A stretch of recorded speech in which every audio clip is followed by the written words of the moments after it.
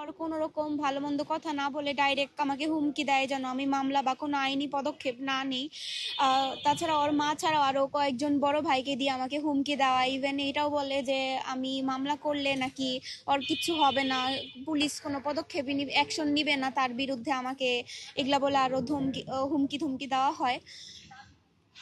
হ্যাঁ, অবশ্যই আমি আমার জীবন নিয়ে শঙ্কায় আছি, কারণ প্রতিনিয়তই ও আমাকে হুমকি ধুমকি দিয়ে যাচ্ছে, হত্যা করার চেষ্টা করছে। সেদিন ও পারলে আমাকে হত্যাই করে ফেলতো, কোনো রকম আমি আমার প্রাণ নিয়ে বেঁচে ফেরি আর কি।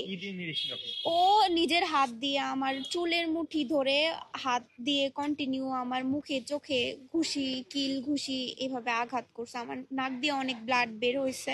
আমি 2 দিন হসপিটালে ছিলাম। আমি এই বাম চোখে আমি দেখতেও পারতেছি না।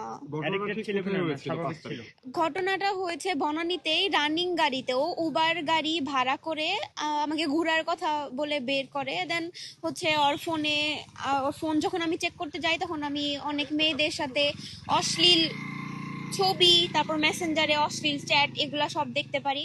তো আমি এর বিরুদ্ধে কথা বলতে গেলে সে আমার উপর ছিল, বাট ও যখন ভুল করে ধরা পড়ছে আমার সামনে তখন আর কি এই আমার উপর হাত তোলা স্টার্ট